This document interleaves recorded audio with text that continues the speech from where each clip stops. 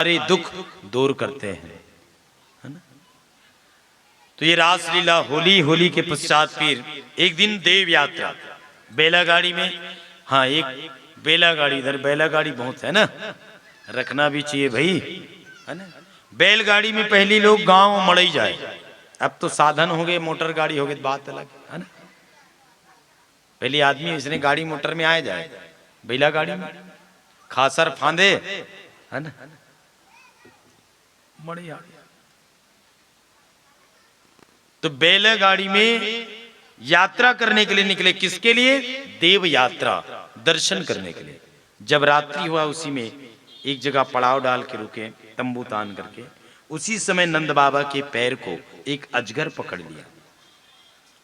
पहली बार नंद बाबा ने कन्हैया कन्हैया कहा, कन्हैया करके जैसे अजगर को स्पर्श किया, वो एक दिव्य स्वरूप में परिणित हो गया, क्योंकि वो विद्याधर सुदर्शन था, जो अंगिरा ऋषि के श्राप के कारण अजगर बना था। बोले मेरी मुक्ति कब होगा?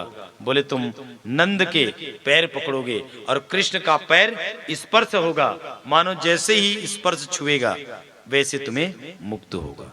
उनको मुक्ति कर दिया और फिर शंखचूड़ का उसी रात्रि में बलराम भैया ने उसका वध कर दिया और उनके चूड़ा इत्यादि को, चूड़ामणि को बलभद्र रख लिया। ये गोपियों की हरण कर रहा था, इसलिए उसको वध किया।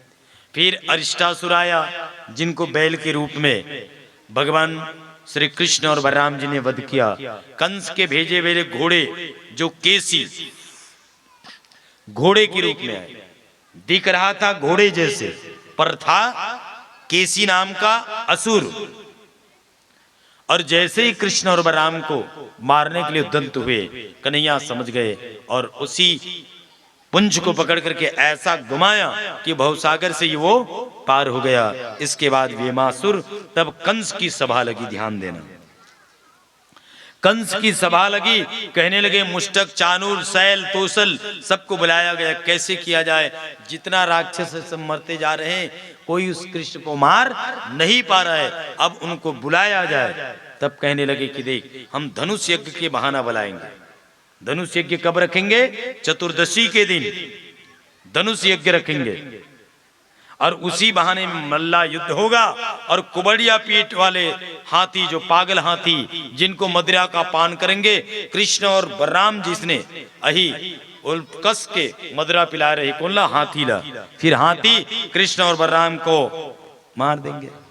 वहां कोनो बाची जही, तब बड़े बड़े जिमन मल्ला युद्ध करिया है, वो कृष्ण और बलराम ये जगह मार दी। राजन आप चिंता मत करें, परंतु उसको लाए कैसे जाए? तो बोले ऐसे करते हैं, उसको भेजे लाने के लिए अक्रूर जी को भेजा जाए। ध्यान देना, ये अक्रूर की ब्रज यात्रा है, बहुत भाव से सुनो। अक्रूर जी को जब कहा तो अक्रूर जी रोने लगा। देखो स्थिति क्या है, अगर नहीं जाता तो कंस मार देता, जाएगा तो कृष्ण बलराम को मौत के मुंह में ला रहे हैं। ये तो वही हुआ ना जैसे रामचरितमानस में मारीच का हाल था, है ना। नई बरस मिर्गा ताया, एती मर गई, है ना। मामा मारे बनोगे नहीं मिर्गा, जाना ते नहीं बनू तेकर तलवार में, और बनू तो सीता का हरण होगा, छल होगा, परंतु राम की बाणों से मेरी मुक्ति हो जाएगी। इसलिए उसने मुक्ति का पंथ मृगा बना, वो लीला बनना ही था और मुक्ति। तो अक्रूर जी ने कहा कि चलो अब लाने के लिए जाएंगे। अक्रूर जी त्रयोदशी के दिन भोर होते ही बैठा रथ पर, और जिसकी एक झलक पाने के लिए बड़े बड़े ऋषि मुनि महात्मा कई वर्षों से या 84 के फेरे कम पड़ जाते, पुनर्पि जननम पुनर्पि मरणम जठरी जन्मस्य, ना, तपस्या करते, फिर भी दर्शन नहीं हुआ। अक्रूर जी कथे में राक्षस मन के संग में रथ हो, परंतु अक्रूर वसुदेव के मित्र भी थे, ध्यान देना, है ना। एक मित्रता से भी जीव भव सागर से मुक्त हो जाते हैं। बोले किम मया चरितम भद्राणि तप्त परम तापम, मैं कौन से इसे तप करे हो? बोले राक्षस मन सर रहे हो, परंतु मेरी संगति थोड़ा सा भाव, बस यही अच्छी मित्रता आज मुझे वहां तक पहुंचा दी।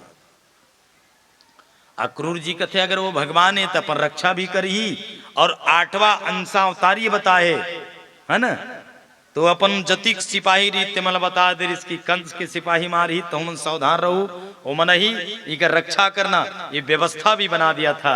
परंतु अगर 8वां पुत्र ही कंस का काल है तो वही तारण हार है, वही तारण हार होगा, वही इस कंस के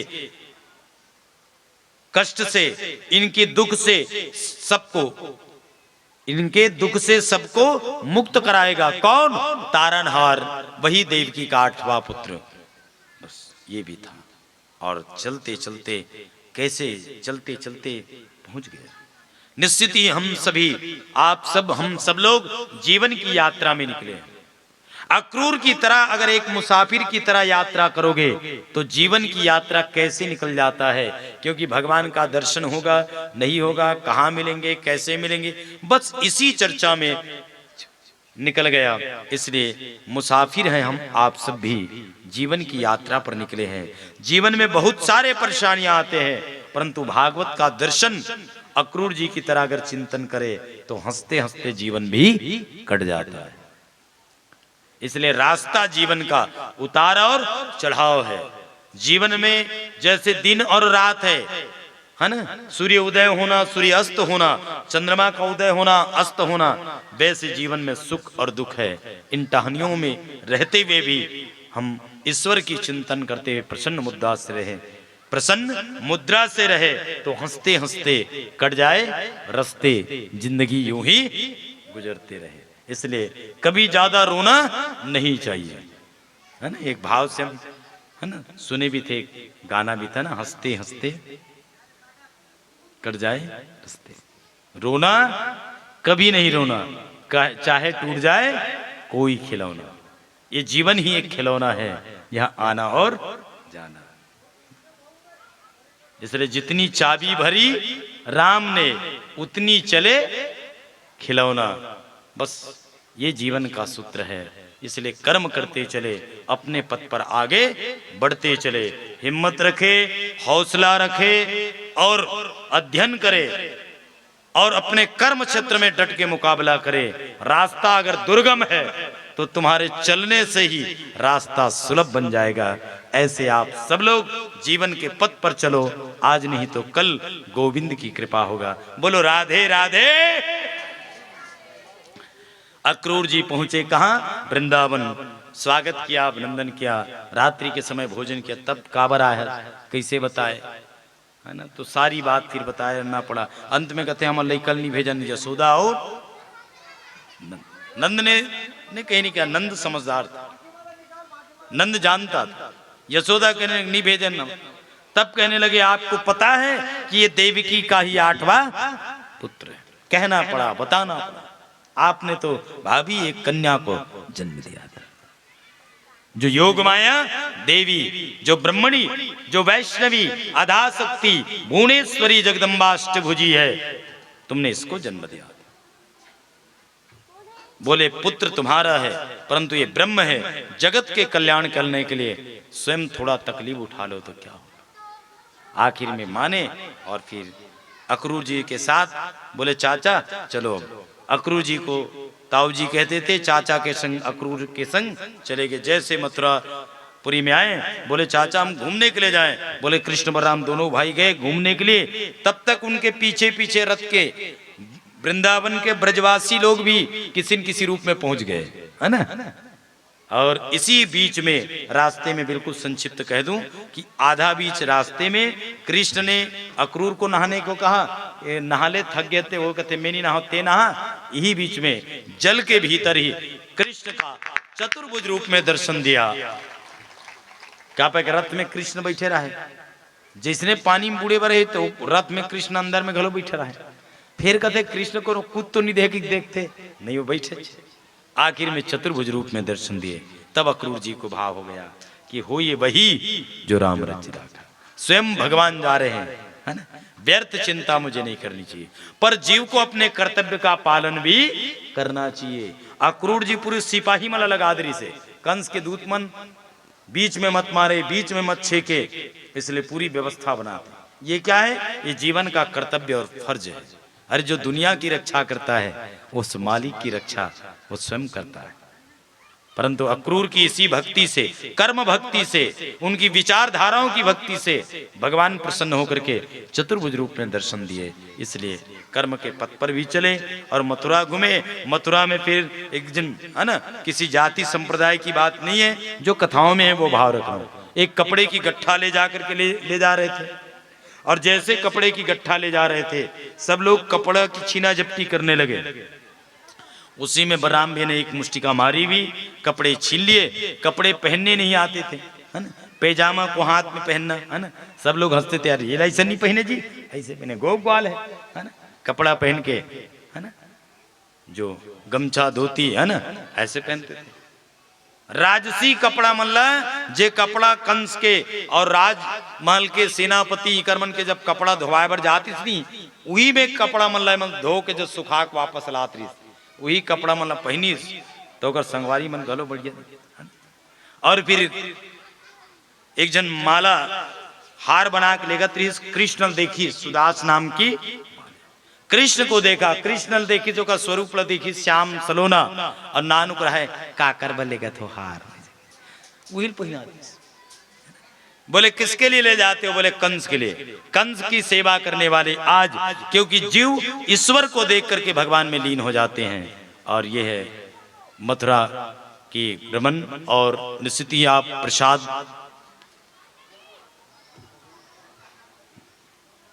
निश्चित ही कंस, देखो भाई जो दूर दराज जाने वाले हैं सो प्रसाद ले जा करके, है ना, या तुलसी पत्र इत्यादि प्रसाद है, प्रसाद वितरण भी होंगे। और तुलसी के संग संग और अभी कथा कृष्ण रुक्मणी विवाह के होंगे, दोनों बन चुके हैं, बिल्कुल समय के अनुरूप हम आपके बीच में निवेदन कर रहे हैं। मथुरा में सुभाष नाम के माली के हार पहनी। फिर अगले गली में गीस तो वहां नहीं, एक जन जेकर गोड़ मन टेढ़ कर है कुबड़ी, है ना, जेला कुब्जा शरीर कर इसे टिकट डा करेंगे, है ना, कुबड़ा कुब्जा।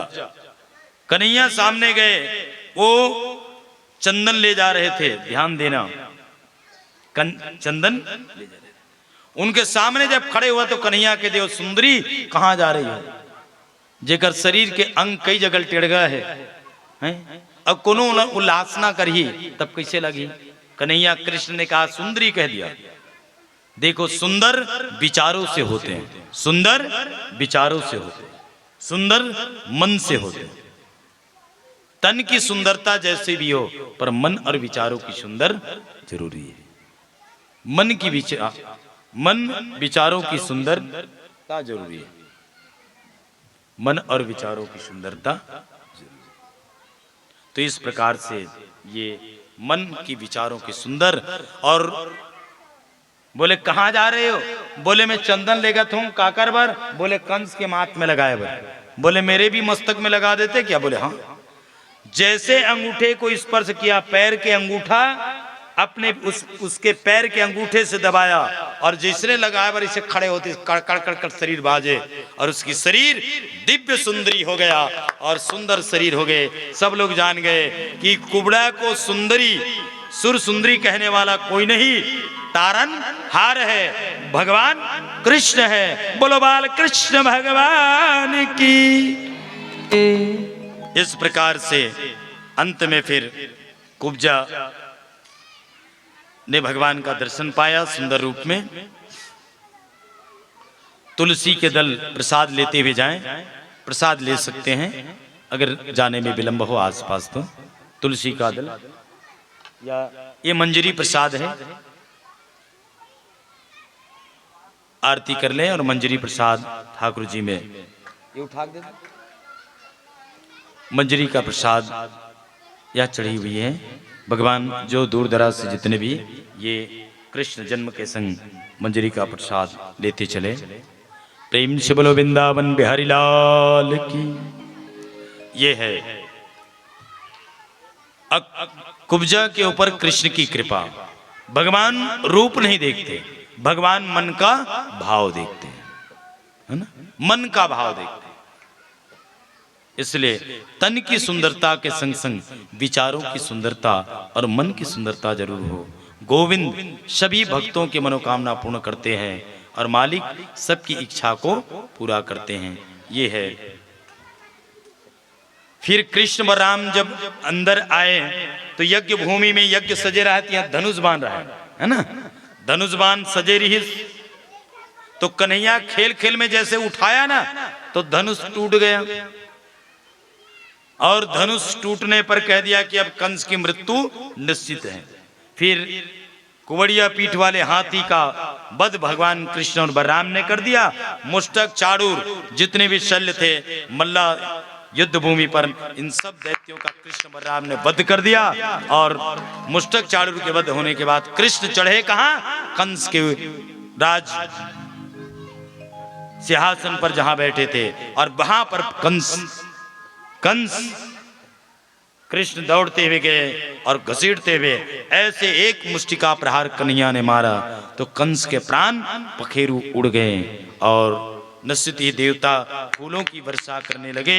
और कंस को जहां घसीटा गया यमुना के तीर, वो आज भी विश्राम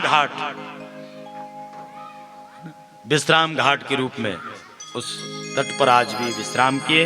और फिर देवकी और वसुदेव से फिर कारागार में मिलने के लिए गए। उग्रसेन को मुक्त किया और राजा के राजगद्दी पर राजा उग्रसेन को भी ही बैठाया और अपने माता पिता से मिले और नंद और यशोदा की जयकार पूरी राजसभा में लगाया। ये है भगवान